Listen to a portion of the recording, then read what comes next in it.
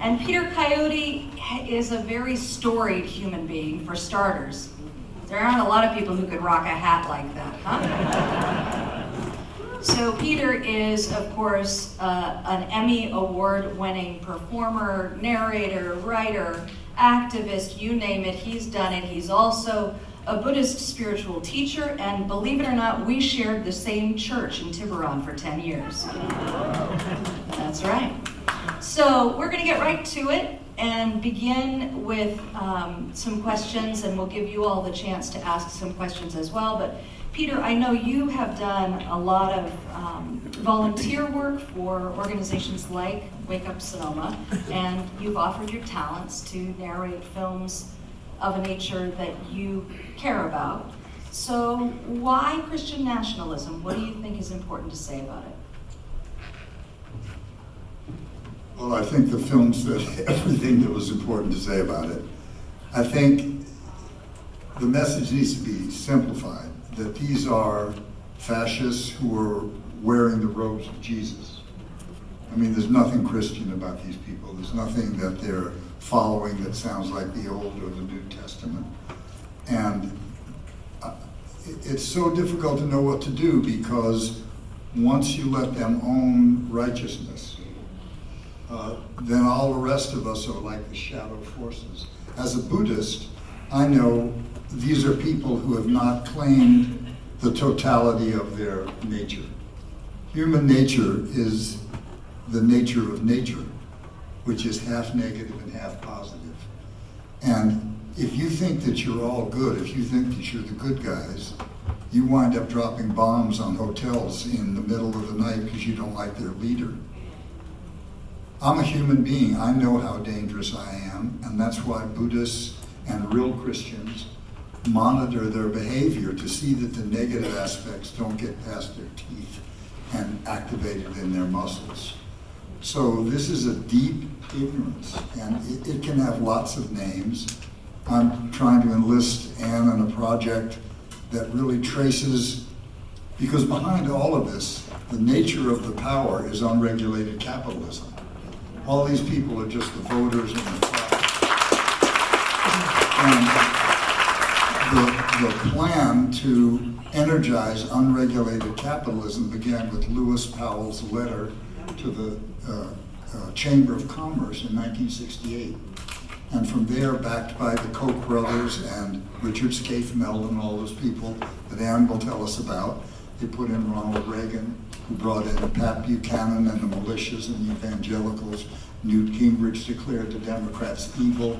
And step by step by step, urban and blue-collar, rural and urban people were abandoned, even by the Democrats when Clinton made the Democratic Party a neoliberal party to chase Republican money. So those people that crashed into the Capitol and who are seizing on Christian nationalism are the product of decades of betrayal. And so I understand why they're angry. I am too. So you can see the apocalyptic nature of this, because it's unsustainable, right? Another 20 years with no cognizance of climate change, vast portions of the United States are going to be unlivable. And I'd like to tell a really quick tale about a prediction my dad made in 1969. He was a very tough, dangerous guy. He went to MIT when he was 15, and he minted money for most of his life. He was a capitalist. And we were estranged, we didn't get along very well, but he came out in the blizzard of 1969 and dropped in unexpectedly in this dirt-poor commune where I was living with a whole bunch of people. And he got it. He got it. And he brought a case of scotch and 1,000 seconals to get through it. The place was full of Hell's Angels that he kept calling faggots, and I knew I was going to die in a stabbing. Anyway, I went into the kitchen. We didn't have any electricity. And he said to me, he said, "You're a better man than I am." And I said, "Dad, this isn't even a dress rehearsal." He said, "No, but you take care of each other and you share what you have. Fuck all the rest of it." I said, "How about some advice?" And he said, "Okay," and he passed out. And then about 5 minutes later, he woke up, and this is what he said, almost verbatim. He said, "The sons of bitches running this show are not going to give up what they've gotten. I'm a capitalist, I know them." He said, they will sell off everything that's not nailed down to live out the rest of their lives getting what they feel like they paid their dues for. There are huge historical forces at work. You think it's going to take 5 years? It's going to take 50. Keep your head down, take care of your family and those close to you, because those sons of bitches are bad, and if they can, they'll crush you. And I've seen nothing that denied what he said. And so when you look at the simplest little unintended consequences of, let's say, Ronald Reagan ending the fairness doctrine, which forced public media to cover all sides of an issue and tell the truth, the ending of that simple little law created hate radio. And who noticed? You know, we had kids to raise, we had all this stuff to do. So one of the major things is that for the last 50 years we've had privatized news, and that the strategy to win profit and the biggest audience you can to be a profit sector has completely turned everything head. It's almost impossible to get information unless you go to a book like yours, or you see movies like this, because you don't know what the simplest little ripple, where it's going to spread. Peter, keep that mic. I think one of the real dangers of watching a film like this and getting frothed up about it all is the temptation to become people who demonize others. And I know that that's a temptation. I know that we wrestle with it. And there was the word thrown around quite a bit in the film, the word evil. And I think it's really important for us to unpack that word a little bit, Peter. So Buddhists don't tend to use the word very much, because the word evil sounds like a readily identifiable thing. You know, you look at those clean-cut young men and women up there talking about killing queer people and destroying the government. There's nothing identifiably evil about them. So it's a word that means different things to different people. And it also covers up precise language. For instance, deliberate cruelty, causing intentional pain, taking other people's property. And it's much clearer and more pungent to actually use other words, because evil is just like good. It's just the other pole, and good is not always recognizable. When our parents had to punish us to make us see straight or to behave right, we didn't like it. Right. So I think that evil and God and all these words that are vague can be purloined, and I'm all in favor of simple, clear, precise speech. I agree, and I think it's also important to say, yeah, go ahead.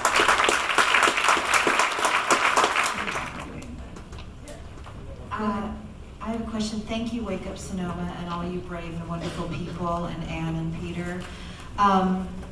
When people see something like this and they see the cynical culture war that masks what is essentially a power grab, and as Peter said, democracy's in the way, and we know it's very well funded, how do we remind people not to obey in advance and to use the power that people do have? How do we tell people to not obey what?